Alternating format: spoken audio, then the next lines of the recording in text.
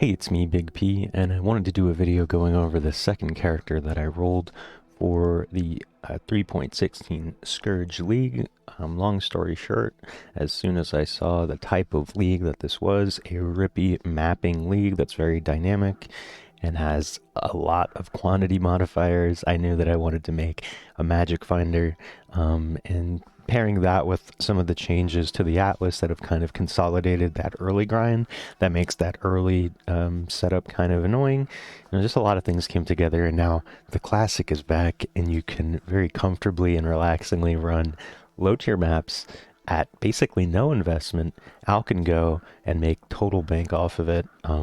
This will be less of a build guide and more of a kind of direct application of low-tier magic finding, speed farming, whatever you want to call it, specifically for Scourge League, because there's a number of things, and even in the map itself, you're going to have to apply some sort of, I guess, the methodology is actually very specific. I say a lot of the time the Path of Exile is a game of inches and seconds, and there's a huge spectrum of experience that a lot of different players have, and I think that a lot of people are kind of falling into some traps in Scourge League that makes it feel really bad.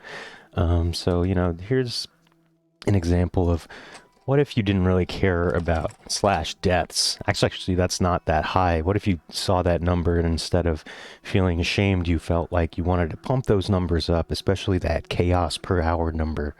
Let's enter the Magic Find WINDRIPPER DEADEYE. I am jokingly calling this a cast on death build. These are really the most important links, cast on death portal, because you're kind of taking an approach where you don't give a shit about dying in a map. I'm only going to run a low tier map right now because we're still leveling gems and other things. I'm going to go into the gear after the in-map demonstration because I kind of want to use this video to talk about how you should be doing Scourge in a map, or maybe, just some thoughts about ways that you can apply this to even a non-magic finding build. You kind of have to understand the league and understand that it's a much more dynamic league rather than the last 3 leagues we've had have been very binary pass-fail sorts of things, with static map encounters and, not so much a depth of experience, whereas in Scourge, every single map you do is going to be different, even if you're aware of the layout and stuff like that. Speaking of layouts, one of the very common ones is a haunted mansion. I'm just going to alch and go. That seems fine to me. I just actually got all my watchstones. I don't yet have all of my passives filled out, but that's okay because you don't really need that. Most of the actual true juice is coming from Scourge. Of course, once you have enough money to, run Breach in your thing, we're at a point where each of the 4 sectors, you'll have something on the map device so that you can actually target, you do your Harbinger, and actually I don't think Harbinger's on the map device, but Valdo's easy. Breach here, I'm doing Legion here, and just Essence here. I'm actually not sure what I want to do, so I'm kind of saving the points. And again, I haven't filled out that or any of the middle things, but that's fine. I think even at this very early level, it's possible to make bank. Hopefully my streamer client works, and we'll get a Exalt on the first map. Before we even enter the map, this has probably been echoed a lot. You've probably heard of this. You should be scourging maps. As soon as you can, get your second Dream Furnace slot and pop these in here. This one isn't that good. Additional gems and scourged items, you have to kind of look for the implicits. I'm not going to really go into that, but just know that you should be doing this. Even if you, make the maps magic, you can even keep them white if you want.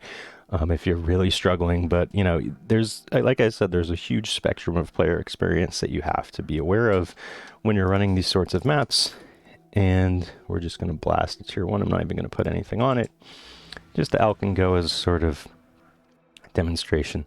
So I think generally speaking, there's been a bit of a consensus that Scourge is overall kind of unrewarding. I think it's tricky to kind of, while you're in the axe and like throwing like weird shit in here, maybe you alched yourself like a good leveling unique. I know on my first character, pretty much everything that I was wearing as I got into maps was a scourged item because it acts as a free alchemy orb in addition to whatever else random shit on top. However, I think once you get into maps, these two are you might end up, I throw random uniques in here just because I like to see the silly shit that ends up on top. This is where the real juice is. This is where the actual league mechanic and the rewards lie. But there's also just raw rewards here. So I'm going to try and blast through this map and hopefully be able to talk about sort of the mentality and just approach in a map that you have. For general mapping, or rather mapping that's going to progress your atlas, like as you get into tier 14 plus, depending on your build, when that red bar fills up, you might want to leave it. You know, there's going to be characters that once you get to 70 plus stacks, you know, that's like 2 extra skill gems on every attack that the Scourge monsters are doing. That's pretty scary. This build is designed to not have to worry about that. I actually should put that on auto flask, but let's take a look. So basically what you want to do with this build is every time that bar is full, you tap it. You don't want to have a single moment not in the Scourge. You know, you don't want any drop wasted, basically. It's not I'm trying to think, like it's just smooth and easy, you know. It's a very straightforward sort of thing. Haunted Mansion is a nice distinct layout for you to just kind of blast through. And as you can see in the map, Scourge stuff, it's a parallel map. Let's call it that way. So learning how to run it optimally, kind of, you know, you got to have your finger on that button to jump in and out optimally. I'm not going to be able to teach you it in one map because there's a lot of exceptions, you know, like it's going to be kind of a thing you kind of have to deal with yourself, maybe depending on your build, you know. I'm kind of rambling a bit, but I just want to kind of get the idea out that just because the Scourge bar is full and you have it in a map, maybe don't brick your portal or two if you're trying to, you know, get a Conqueror, Watchstone, or whatever. I think that's probably the big frustrating point that a lot of people have had with this league so far, is that they, you know, they feel compelled to max out Scourge in every single zone they do. And I gotta say, that's probably intentional design by GGG. They want, you know, they understand the wants of the player, and the player wants to push to get more loot. And of course we do. I mean, you know, that's what the league is. But I think that people often forget that the phrase of the league is challenge league. It's not supposed to be like a hand holder league that is free loot delivered to your doorstep. There's going to have to be some sort of active participation. So that's about all we're going to get from the Scourge, since we're down to less than 20 monsters. I cleared that pretty quickly, and I'm going to loot. Usually I would loot while I'm running it in a weird way. Again, it's a very dynamic sort of thing. It's back and forth. I think the broke boy casual gamer mentality is that, oh, maps take twice as long to do now. Whereas I think personally that it's not that they take twice as long to do. I'm going to kill myself here. Yep, upsie. But, you know, we got cast on Death Portal. That's exactly fine. I'm not even sure if this build's going to hit 90, you know. No big deal. I could have hit the log out macro. I think, you know, this is like one of the few leagues that's kind of designed around a log out macro, or rather the shifting in and out of the Blood Crucible or the Scourge Dimension, whatever you want to call it, is sort of our softcore log out macro, you know, having this sort of dynamic panic button. You know, it definitely takes some learning, and it definitely takes a little bit of, you know, you have to reserve yourself and know the limits of your build, which is kind of hard to do. So this build isn't really supposed to be a bosser. Okay, we get one more room. Probably shouldn't have done it in the boss room. Scourges generally you only have like a half of a pack in like a boss room. It's like kind of weird. But as you can see, we added some juice to some lower tier maps. I initially thought this build would not be able to do anything besides white maps, But between being able to get like an easy 6 link and then just a bunch of flat damage and focusing more on damage on the tree rather than, I mean, you can see we're sitting comfortably at just over 3k life. Instead of focusing on that, we're just all damage. I followed a build on PoE Ninja that was using a lot of masteries and no clusters, just so that I could really kind of get bang for my buck, only invest in the equipment here, and just, you know, try it there. So yeah, magic finding. I'm glad I set this character up, because this will be the one end of the spectrum where Scourge is, you know, not like bothering me. Scourge is only adding to the juice that I'm putting on the maps.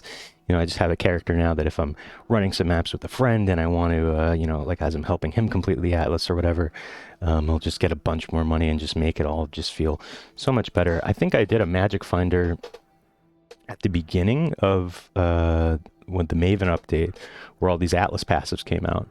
And between the fact that there was 8 zones and now only 4, and that they've consolidated the Atlas grind, I have all of my Watchstones and my Awakener level 8 right now. So like it's much simpler to do. I kind of just was lollygagging on my old build, which I might do an update, or it'd be more of a build review of the Ziz Jungroan Spellslinger collab, because I ended up actually not following it to a T. I made some distinctions, but that's another video. Like and sub for that shit, because that'll come soon. So I don't know, I feel like, what else did I want to mention? I mean, you know, knowing your layouts, the Scourge mechanic can help you kind of like scout out you know, layouts that aren't as consistent as like something like Haunted Mansion. Haunted Mansion is a pretty consistent layout. You know, learning how to run the Scourge maps, you have a lot of flexibility. You know, taking out a Watchstone or 2, will, you know, dropping the Haunted Mansion to tier 10 might be something here. Once you have all of your Watchstones, that might be tops. I don't know if this build can actually run that right now. We're still leveling gems, and we lack the int to actually level these blue gems here, which is a bit of an issue. So I guess I'll go over the gear now to kind of show you some choices that you can make if you want to, you know, kind of maximize the quant that you're getting. That's really the only thing that we're looking at on the build. I've never actually used Greed's Embrace before, but I got a one-off perfect roll of quant there. All in all, we have 74 quant base, and then another 15 if it's the enemy is frozen. We're using lightning arrow, if not just because shocking enemies will let us get a little bit more damage, so we can push into like a little bit more content from beyond that. And the Greed's Embrace is a little tricky to color. I was able to 4-link it to get a totem set up, just because I can like not be totally useless when helping with bosses or whatever. But you might need to skip bosses. You might want to skip bosses. I don't have a cast when damage taken set up here because I don't really care. You know, I'm cast on Death Portal. That's the build. The build is designed to jump into a Scourge map, or rather jump into a map and then jump into the Scourge without really worrying about dying or any of the things that are really kind of ruining the experience, I think, for a lot of people. As soon as I figured out that, you know, the league was, first off, a hugely dynamic mapping league. You know, you compare something like Expedition. Expedition did have a fail state where if you die, you don't get the loot. But, you know, it was very static and was in its own map, and those monsters, you know, they didn't, the chests don't apply quantity. I think Blight was another example of where chests don't apply this increased quantity of items because it's only dropped by slain monsters. And then we have Ritual, where, you know, the rewards were really in the Ritual itself. And again, that was a kind of binary pass-fail league. If you die in the Ritual, you don't, well, you can still get the rewards, you just don't have as much. And then again, Ultimatum was, again, very binary and direct rewards. You know, Ritual had the direct rewards as well, where you look at the screen and you pick the rewards, and Ultimatum has that as well. Whereas in Scourge, I think the rewards, you know, the tainted currencies right now are not very expensive. You're not going to be making bank off that. And even things like fusings are at an all-time low because of the way that tainted fusings are kind of affecting how people are getting their 6 links. Even so, it's good to just have a character that can bring that juice and, you know, just be in the map and get the most out of it. So, you know, Sedima's, actually we are using the damage to attacks here. And even, funnily enough, we have ES on kill. which, you know, when you have 3k life, I'll take it, you know, like that again, game of inches and seconds. So hopefully that has saved my ass once or twice, but again, you don't really care. Int is an issue on this build, so even little things, you know, some things never change. On these bow builds coming up on the right here to get these little 20 points, my next level will be 20 to strength and int, so that maybe I can drop one of these, but probably not. Biscos I might actually want to drop because your options here, I mean, your glove slot, if you don't want quant and you maybe want to push a bit, you can get like a projectile attack damage. There's other gloves, but Sedima's is pretty much classic for quant farming. Bisco's Leash, you could also try a Perandus Blazon instead, if you are really struggling for attributes. However, this is providing 35, 34 strength for me. So, you know, you might, it's hard to kind of replace a lot of these things. For example, Goldworm is the only quantity boots that you can pretty much get. I'm one off perfect roll here. You know, you just search on the trade site for all these things, and I got a pretty cool Spine Fuse Talisman, I think, that had tenacity on it, and like 50 life, and then crit multi, and then perfect quant roll for the Spine Fuse base, which is 10% quantity. You know, everything is about the quantity here. The flex slot, well, Thief's Torment, your ring slot can be a bit of a flex slot as well. I just like Thief's Torment is very cheap. I've been crangling a couple of them trying to get something cool, and I have failed. Yeah, that's not good. Flat minus mana is not good either because we're running a precision, so every bit counts. And regenning life per second is whatever. I actually did take the, where's that? That's 50 life. This is, you can take the reduced life recovery. Actually, taking this and the regenerate 2% while moving, it helps you kind of sustain the blood rage while you're moving in a map, because otherwise you will drain fairly quickly with it. And actually, luckily, Greed's Embrace gives us a decent little chunk of armor. Not that much, but, you know, just a small amount. You know, I figured this would be a good league to actually try Greed's Embrace rather than go for the traditional, what is that called? Queen of the Forest. Just because I didn't really want to worry about hitting that evasion. It would be pretty difficult to do that since my evasion is pretty low. I didn't want to run a Jade Flask. Speaking of Flask, we are actually capping with no cap. Capping with this, yeah, has increased effect and reduced duration. I put the auto flasks on here for mapping. I really should do that for this one. And we're running Purity of Elements, actually. You can get away, the Purity of Elements has just been massively buffed, and is really good for, I mean, without it, we go to very pitiful amounts of resistance. We're at least capped on the cold res here and close enough for the other ones. But yeah, again, the focus of the build is to be a mapper and get the most out of those maps. So I'm not really worried about the traditional thing, like you don't need layered defenses and regen because you have stupid life gained on hit and mana gained on hit on attacks for something like Lightning Arrow. Oh, the Ascendancy is Deadeye. This is pretty straightforward. Gathering Winds is your first one because Tailwind is broken. It just makes you super fast. And then Ricochet mixed with Endless Munitions. You could maybe go for 4-shot. And if you're using Mirage Archer, maybe this. Probably not, though. I think my last one will end up being Focal Point.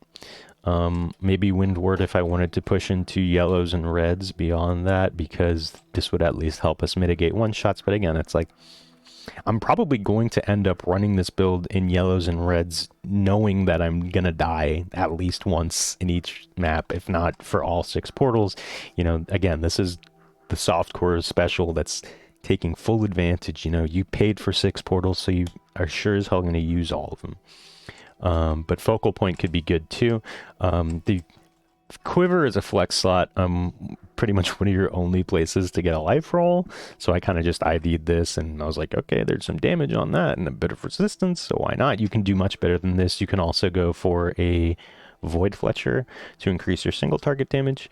I think that might be something fun to like sort of krangle. They're a little expensive for me right now, so I think if you're building into this from the ground up, this would be a good point to get like some, you know, just to round out your character.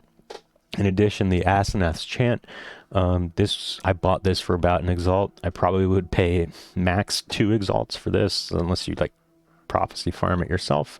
And be careful, because I did almost get scammed twice, you know, because this is a prophecy item, so the initial prophecy item is 1 chaos, and then the prophecy itself is an X that makes it so that you cast all the spells on bow attack. So I got my Hydrosphere and my Sniper's Mark, and I have Creeping Frost because I planned on using Divergent Hatred, which gives you increased move speed on chilled ground, but I kind of don't really have the mana for that, and Herald of Ice helps me clear a bit better, so I probably should replace this, but I'm just lazy, and it's funny because Creeping Frost gets extra projectiles.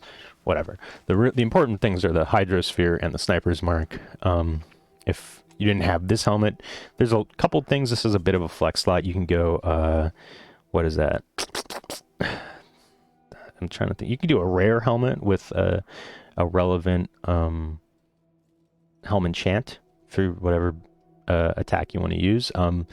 Because of the way, like, this probably isn't going to use something like Burning Arrow or Explosive Arrow or something like that, because you want to freeze and shock enemies to get the most out of the Windripper. The Windripper has some fat elemental damage for cold and lightning, you know, so you can try Ice Shot, you can try Lightning Arrow. I actually leveled with Galvanic Arrow just because before you get those extra projectiles on the Deadeye Ascendancy, it's kind of dinky. Like, Lightning Arrow still will clear kind of well, but only if you hit something, and so aiming that single projectile can be a little tricky at times. So Galvanic Arrow was nice because it was just a little... Oh wait, where is it? No wait, where is it? Yeah, so with enough projectile speed and AoE, it does good clear. But I mean, I gotta be honest, leveling this from the ground up with any bow build is going to be hard, but for a build like this, where the gear isn't really going to do much for you, I was kind of throwing on the gear as I got the requirements for it, and it was pretty rough. I think I leveled with the Storm Rain and Galvanic Arrow, which was alright, but the Windripper is, you know, 6-linking the Windripper was a matter of buying a cheap one, 6-socketing it, 4-linking it, and then using Tainted Fusings after I corrupted it to get a really cheap one.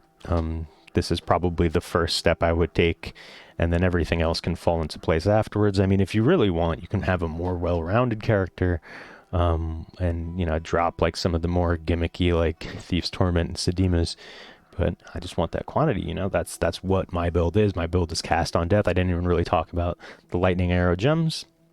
So I'm using Trinity, although it's feeling a little inconsistent sometimes. I mean, you're attacking so quickly, and you should pay attention to your... Wait, where's... I switched to Lightning Arrow now. Ugh. It's confusing because I'm leveling another Lightning Arrow too.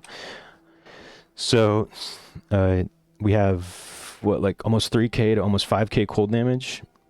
So you need a very low cold damage roll and almost a top lightning damage roll. Honestly, it makes me feel like I want to put... Yeah, Trinity doesn't work with the Ballista Totem setup, so added lightning can actually probably... But like, if you're using added lightning instead, you know, it's I don't know. Trinity might not actually end up being in the final, but it's okay for now. It's a very strong support gem. Increased crit will just help you get those freezes and shocks more. I think without it, we get... Oh wait, where's the offense? So we go from 72% crit chance all the way down to like less than 50. So, I mean, with the flask up, it's up to 80, and we do have power charge on crit that's proccing off the Hydrosphere and I guess the Creeping Frost as well, which is up in maps, which brings us almost to 100. We're still going to fill out... Do we have any more crit? I think I'm just going for Primeval Force here, and maybe we can get some crit on jewels. We have an extra jewel slot here that we want to fill out. Again, my tree focused mostly on masteries. You could get a cluster jewel here. My jewels are just... Well, this one's kind of terrible, actually. Can I... Nope. Never mind. Need it. Yeah, as like I said, we can probably drop this for a better one once I get this, because that'll give us 20 strength, and, you know, balancing the red and blue gems that you're leveling is really going to determine how much strength in it you need. Dex shouldn't be a problem, although maybe 222 is kind of low. But convert some physical, that's okay. That ended up being decent. Chance to avoid elemental ailments, actually, it's kind of a waste here. I might actually drop out of this once I go into full zoomer damage mode.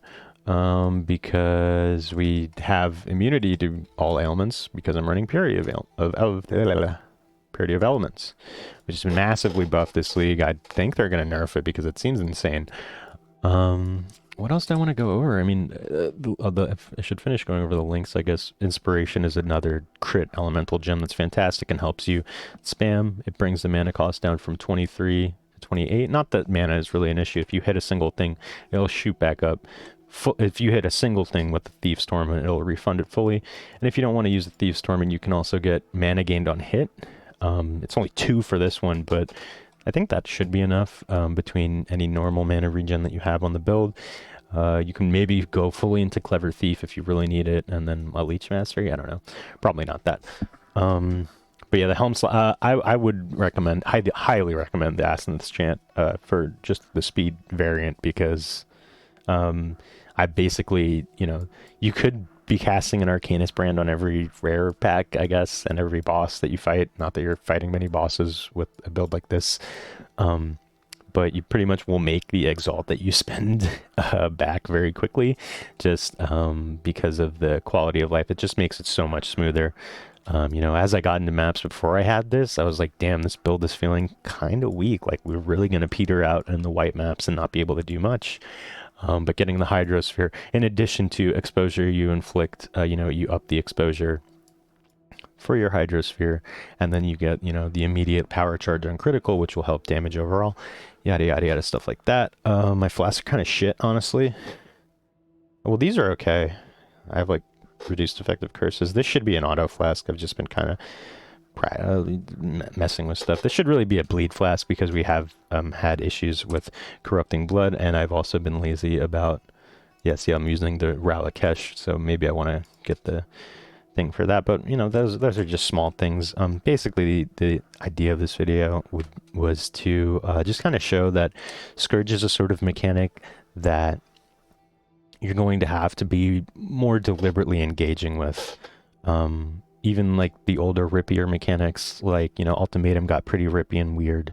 And Ritual as well was a very similar sort of cage match, where you kind of wanted to have something immediately. You want some layer of defense so that you don't get one-tapped or off-screen and stuff. But it feels really good to be playing a very fast projectile build that is doing the off-screening, rather than getting tapped by, something like, even like a Spell Slinger setup. It is smoother than self-casting a spell, but it's like a little clunky. And then melee, I think there's very few melee skills that I would actually recommend playing this league. I mean, there's a lot of good stuff on the tree, but, I think projectiles are where it's at. I think, if nothing else, this build is going to give me something that I can just map with and watch something on the second screen, as I like to do, and not really worry so much about the dying and am I gonna get enough experience for the next stuff here? Oh, Scourge is a bad league, because I think this will, more importantly, provide funds for future build guides that I want to try. You kind of have to understand where your build fits in and what it's going to do. Jack of all trades builds are kind of getting trickier to force into pushing a league mechanic that's as dynamic and difficult as Scourge is, because you kind of, especially once you get into those red map Scourges, it's going to be really hard unless you have a very robust kit of defenses and enough DPS to clear the screen properly. But yeah, this build is just best offense. Best defense is a good offense, and it was really fun to roll. So, hopefully this kind of helped you get over maybe some of the Scourge worries, and maybe inspired you to try a Magic Finder. I guess I didn't really talk about this is a very good league to do this sort of magic finding. When I started with the Lancing Steel Deadeye and was using some magic find gear, I was able to get a couple Maven passives set up on that initial run through the Atlas. However, this build would very much struggle to fully set up your Atlas in terms of getting that juice, which really doesn't take that long. I kind of slow rolled it. People were doing shit like killing Awakener on the first weekend and whatever. I'm not that sort of player. My wrist hurts. I like to take little breaks here and there. I'm not a total juicer, but even so, I can get a decent bit of juice from a map if you set up a character for it. And even if you don't, just understanding the nature of Scourge and how to really get the most out of it is going to be kind of just it'll help you enjoy the league more. Let's just put it that way, because I think the league is kind of discouraging to a lot of different players in a lot of different ways. People who are maybe very high on these sorts of scourged implicits on the items and stuff, I think they kind of underestimated the fact that, well, first off, you might want to corrupt, if not double corrupt it first, and then scourge a good item to get it. Like, you can get like a curse on hit on these gloves, and I don't know, some weird shit here, like what, can you get a power charge on crit on this or whatever? This is more, the real juice is here. I didn't even go over this. This build will hopefully be able to take on these scourge maps, maybe not ones where it's like you take a bunch of damage or whatever upon shifting and like shifting randomly, but that's not really the point. This is the map that will bake all the scourge maps for maybe a more well-rounded character to clear. But I think, at least for the white maps that I'm doing here, especially the tier 1s, this will be able to blitz right through it, get a bunch of money, and fund other builds that I want to try, which you should subscribe to the channel for, because I'll be doing at least one more build, probably participating in a private league or two, because I am enjoying the league very much, and I'm loving the new consolidated streamlined atlas. It's a lot less of a slog. I think a lot of times in the past 2 leagues at least, I would do stuff like BPL and whatever, and just kind of be like, oh, did I do this map? Like, oh, we're going to have to grind through all these things again and figure out how to get your conquerors and stuff. It was a very smooth process here. And so if you're looking to roll something in the, the 3rd week of the league now, this weekend, I highly recommend a Magic Finder. It's back, it's, you can run the low tier maps and not feel super bad about it and make some bank off it. And, just really, because Scourge, when you're fully clearing a Scourge and the map in like a couple minutes, there's nothing else like it. It feels great. And I think we've not really had, I can't even remember a single league where the mechanic like applies spread to the entire map. There's a huge gamut of experience, and there's a lot of treasure to be had out there. So thanks for watching. Like and sub if you learned something. Let me know what else you want to see on the channel. I think I'm going to do more kind of hybrid videos like this. I know this is a very long one, but I kind of I'm going to have timestamps to help people kind of find what they want. If they want a Scourge primer, it'll be at the beginning, and then more of a discussion of the build itself will be here. And yeah, I'll have a POB in the description if you want to go over the gear specifically, but I kind of was just referring to people who were using Windrippers and other Magic Find gear on POE Ninja, and then I just picked a tree and followed that I liked. So yeah, thanks for watching. I'll see you in the next one.